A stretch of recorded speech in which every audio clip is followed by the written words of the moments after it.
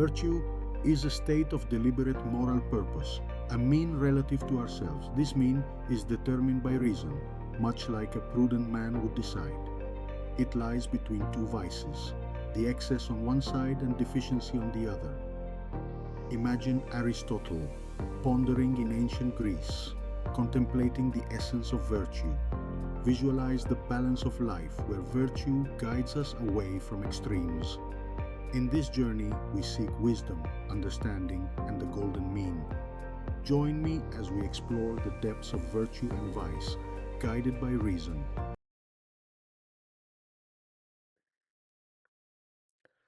Okay, let's take a look at a common objection to virtue ethics. We've been studying up to this point in the semester, um, several normative theories, we've covered so far, but two of the big ones have been deontology and utilitarianism. And for a long time in modern Western academic philosophy, those were basically the two big camps in moral theory. In the 1980s, with the publication of a book by Alistair McIntyre called After Virtue, um, virtue ethics started getting new proponents, some contemporary proponents again, with the publication of that book. And then kind of what people sometimes call a revival of virtue ethics in contemporary philosophy. And so we've a lot this semester we've been looking at these thought experiments like the murder at the door thought experiment that we've covered previously. Imagine you've borrowed a chainsaw from a friend, promising to return it when he asks for it. Imagine he turns up at your door visibly drunken state, accompanied by a bound and gagged companion who's already been severely beaten and is in a state of terror. I'll have my chainsaw now. Ought you return the chainsaw in those circumstances, right? So we've looked at, how deontology would try to address that question with the simplified universalizability test, where we identify the maxim of our action in that scenario, see if that maxim can be universalized. If it generates a contradiction, then we're obligated. Then it's impermissible, right, for us to act on it like a negative obligation.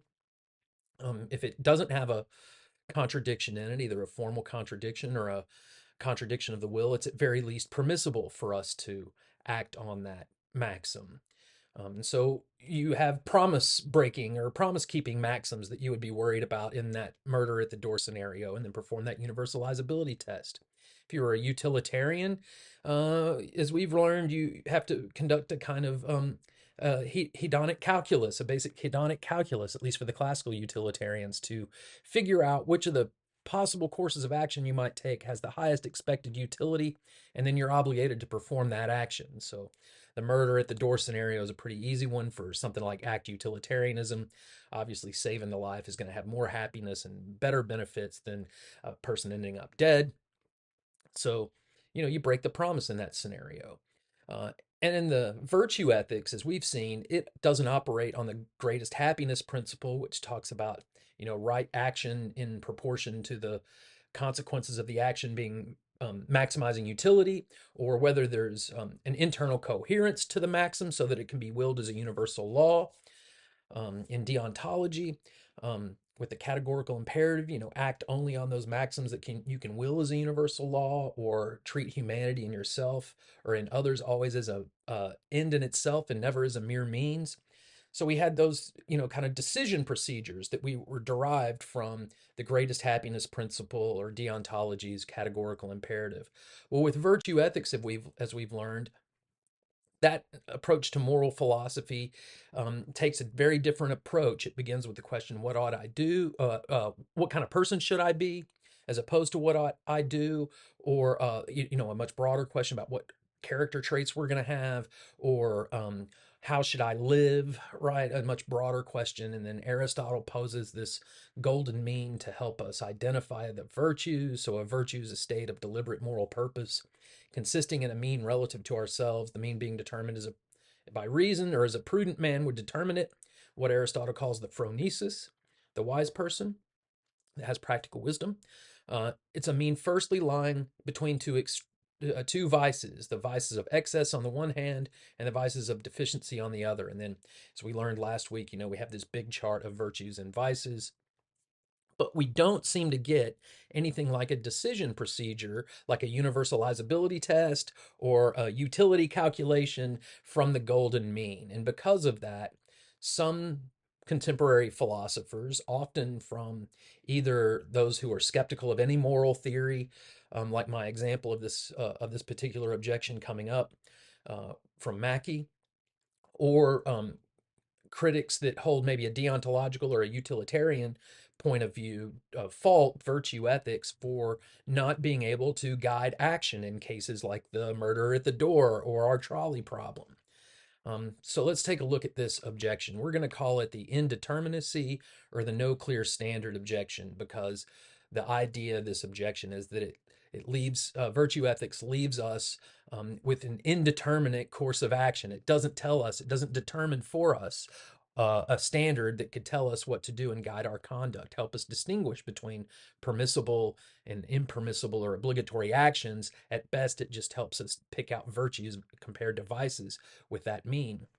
So here's how Mackey, who we covered earlier in the semester for his error theory, here's how he levels the objection against virtue ethics. In reference to the golden mean and phronesis, he says, as a guide about what is the good life, what precisely one ought to do, or even by what one standard should try to decide what to do, this is too circular to be very helpful. And although Aristotle's account is filled out with detailed descriptions of many of the virtues, as well moral as well as intellectual, the air of indeterminacy persists. We learn the names of the pairs of contrary vices that contrast with each of the virtues, but very little about where and how to draw the dividing lines or where and how to fix the mean. As Sedgwick says, Aristotle, only indicates the whereabouts of virtue. So, it tells us to be generous, but it doesn't tell you, how much money you need to be donating if you have X amount of expendable income. How much of that expendable income ought you be donating to charity, for example? Whereas the utilitarians, they can work out a little math problem for you to figure out how much of your expendable income would meet your obligation, right, relative to your resources and circumstances, of course. So there's the objection. Virtue ethics, with its emphasis on character rather than guiding conduct, um, doesn't help us figure cases. It doesn't help us come up with a decision procedure for telling us what actions are okay or not okay or are obligatory. Right. So there's the objection. Um, Rosalind Hursthouse is a contemporary virtue ethicist, and she takes her point of departure from Aristotle, which we've been talking about. And so you read for today Normative Virtue Ethics, her little excerpt from her book on normative virtue ethics, which is a full length uh, book treatment in defense of virtue ethics. And there's a section in there that's been excerpted for this essay where she addresses the no clear standard or the indeterminacy objection. So let's go through a few passages and get out her basic response to the objection here. You can imagine someone arguing along the following lines: if virtue ethics fails to provide an adequate standard to guide right conduct, then it fails as a moral theory. Virtue ethics, the golden mean, doesn't provide us with a decision procedure, so therefore it's not an adequate moral theory. So, we're going to think here about how Hursthouse would respond to that argument. So, a few passages from the excerpt. Right action. What grounds might someone have for believing that virtue ethics cannot tell us what we should do? She begins with that basic question posed in terms of that objection. And then she discusses some different accounts of right conduct from some of the theories that we've been looking at this semester. So we've looked at act utilitarianism, and it says that an action is right if and only if it promotes the best consequences. The best consequences are those in which happiness is maximized. Deontological right action, an action is right if and only if it is in accordance with the correct moral rule or principle.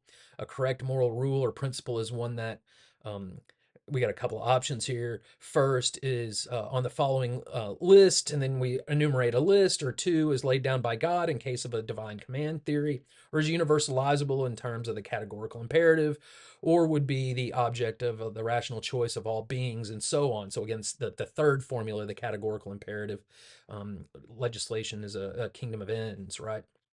rational beings self-legislating together. So those are all, just a rehearsal of some of those decision procedures from moral theories that we've already been looking at. And then she goes on. She says, but if the question is how can virtue ethics specify right action, the answer is easy. According to one version of virtue ethics, an action is right if and only if it's what a virtuous agent would characteristically do in those circumstances. Remember, Aristotle's about habitual behavior, and to have a virtue is to have it as a habit, right? A steady disposition. A virtuous agent is one who acts virtuously, that is, who exercises the virtues. And then a virtue is a character trait that, and again, depending on which version of virtue ethics, you might fill that out differently. So, as she notes here, the second premise of virtue ethics might, like the second premise of some versions of deontology, be completed by simple enumeration, or we might interpret Hume of the second inquiry as espousing virtue ethics. He was a sentimentalist, but also thought about virtues, either make yourself or useful to character traits that are useful to yourself or to others. According to him, a virtue is a character trait that is useful or agreeable to its possessor or to others, right? And then the standard Neo-Aristotelian version, which is the one we're more familiar with since we covered Aristotle, that a virtue is a character trait that human beings are required to have in order to achieve eudaimonia, or that's required for eudaimonia, or human flourishing, or living well, however you want to say that. That notice of excellence and with regard to the human function, like we talked about last time from Aristotle.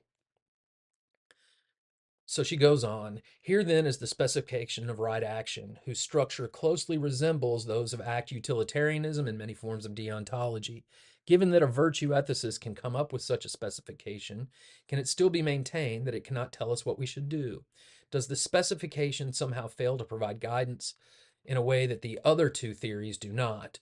If we don't want to, if we want to know how a virtue ethics guides action, we have to identify what the virtuous agent would do. So, as you recall, when I introduced virtue ethics in the first lecture, I talked about one way of understanding what this theory is about is to come up with, a list of character traits that you have to have in order to be an ideally virtuous agent. However, you want to fill that out, right? Aristotle's got his version, but we just started with, how you would think about that, right? And then what would that person do if they were in, the murder at the door scenario? What virtues would be relevant there? Saving life, the value of life, generosity to your friend, wanting to maintain your friendships, of course, but also not wanting to, commit undue harm for people and others and be a friend to everyone, or as many people as we can be. Right. So, what virtues, courage might be required there, ingenuity might be required there to come up with a creative solution. So, you return the chainsaw, but maybe it doesn't work to do what you want it to do. Right. What would the virtuous person do in the murder at the door scenario or the trolley problem? And sometimes maybe the virtuous person would act similarly to a deontologist or a utilitarian, but the way in which they determine that is going to be grounded in the virtues and the character traits rather than kind of like an algorithmic decision procedure like we got out of those other two theories. So she says here, the above response to the objection that virtue ethics fails to be action guiding clearly amounts to the denial of the oft repeated claim that virtue ethics does not come up with any rules. Another version of it, though, is that it's concerned with being rather than doing. I've talked about the good rather than, the good for moral theories, or being versus doing, right, or acting, character versus action, in the emphasis of different moral theories, and needs to be supplemented with rules. So maybe that's what we need to do, is just supplement virtue ethics with some rules. We can now see that virtue ethics comes up with a large number of these sorts of rules. Not only does each virtue generate a prescription, act honestly, charitably, justly, but each vice a prohibition, do not act dishonestly, uncharitably, unjustly. Once this point about virtue ethics is grasped, and it's remarkable how often it's overlooked, can there still be any reason for thinking that virtue ethics cannot tell us what to do? So, there's her basic response, right? Is there that it does come up with um, a guide for action. It's grounded in the virtues, and those virtues can generate rules. So next up, she says, well, she considers a possible objection. Yes, she says, the reason given is roughly that those rules, act honestly, do not act uncharitably, etc., are like the rule, do what the virtuous agent would do, still the wrong sort of rule, still somehow doomed to fail to provide action guidance supplied by the rules or the rule of deontology and utilitarianism, right? So she says, but why is that exactly? Why are those rules better than the V rules, which she is going to give a label to here? She says, but how so? She says it's true that the rules of virtue ethics, henceforth V rules, right, virtue rules, are couched in terms or concepts which are certainly evaluative in some sense or senses of that difficult word. In other words, it's not grounded in a non-moral fact or some non-moral truth. It's grounded in some kind of evaluative claim itself.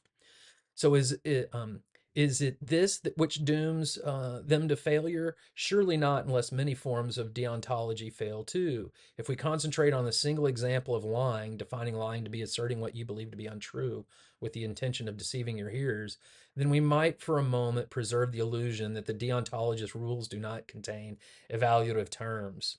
Sometimes it's thought that, utilitarianism is grounded not in evaluative terms, just in pleasure or pain, or that deontology is grounded in the fact or the truth that we are rational beings, right? And then just from the sheer non-moral fact that we're rational beings, somehow deriving um, morality or an evaluative claims from that. So that's what she's addressing here. She says, but as soon as we remember that few deontologists will want to forego principles of non-malfeasance or of beneficence, the illusion vanishes. For those principles and their corresponding rules, do no evil or harm to others, help others, promote their well-being, etc., rely on terms or concepts which are at least as evaluative as those employed by virtue ethics. So if that's a problem for one of these theories, virtue ethics, it's going to have to be a problem for all of them since they share that common feature. So at least in that regard, virtue ethics, according to Hursthouse here, is not on worse ground than deontology or utilitarianism. So she proceeds on then, so we can see that virtue ethics not only comes up with rules, the V rules couched in terms derived from virtues and vices, but further, it doesn't exclude the more familiar rules we get from deontology. The theoretical distinction between the two is that the familiar rules and their applications in particular cases, like that murderer at the door, or the trolley problem, or the surgeon, are given entirely different backings. According to virtue ethics, I must not tell this lie since it would be dishonest, and dishonesty is a vice, and must not break this promise since it would be unjust or betrayal of friendship. Perhaps the available virtue and vice terms do not neatly cover every contingency simply because no virtuous person would. So, for example, you want to, keep your friend's promise to the murderer at the door, but you also don't want to be involved in committing undue harm to, or even possibly a murder. So the do no harm, is that going to trump the betrayal of the friendship there or not? Or would it even, would it be a betrayal of the friendship? If it's a real friendship, your friend probably wouldn't ask you to help him commit a murder in the first place. That doesn't sound like things virtuous persons would do with each other, right? So it looks like virtue ethics is able to come up with something of a response there. So X hypothesis, or from the hypothesis, a virtuous agent is one who is honest, charitable, etc., acts justly, and not doesn't act dishonestly, uncharitably, or unjustly. So given the enumeration of virtues, remember that big list we had from Aristotle, I may well have a perfectly good idea of what the virtuous person would do in my circumstances, despite the fact that I might not be perfectly virtuous. I can still pick those things out. Even if, in some cases, we don't get a single answer. And that's kind of one of the upshots of virtue ethics as opposed to the others. We often want a single solution to a moral dilemma, but it may be the case that moral problems that are real dilemmas don't have a single solution the way that there is, a single solution to the question of how 2 plus 2 equals 4, right? Morality is not math in that way. It's not, there's a difference between that sphere of life and just pure mathematics, right? So there's a little bit on how virtue ethics can try and respond to that objection from Mackey. So I hope that helps clear some of this up. We can recap it just a little bit here by, adding how we would apply virtue ethics What are the virtues required to be an ideally virtuous agent? We know what Aristotle's would be, right? What are the relevant facts of the circumstances and the context and the action? So, yeah, it was my friend that I'm making the promise to, the murderer at the door, but there's this stranger here. I don't want to have anything to do with, strangers getting harmed for reasons that aren't clear to me, especially when they look innocent, right? So don't harm innocents, don't help people harm innocents. What virtues would be most relevant in the context of that decision? So, prudence, having the courage to stand up for something that looks like is wrong that's occurring that other people might be doing would be relevant there. And then what rules of conduct could we derive from that? Again, maybe the virtuous agent would come up with a creative solution here and disable the chainsaw. So, here's your chainsaw. It's just not going to work to cut this person up. Um, so, maybe that's what the virtuous agent would do, is come up with a creative solution that allows him to return the chainsaw, but to not be involved in harming that other person. So we can think about, how the ideally virtuous agent might come up and deal with at least some of those sorts of issues, um, even if it doesn't provide us a nice, clear algorithmic decision procedure for addressing moral dilemmas. And so there's a little bit about that objection and how Hursthouse tries to respond to it. Hope you learned a little bit out of this video, and I will see y'all in class. Y'all have a good one.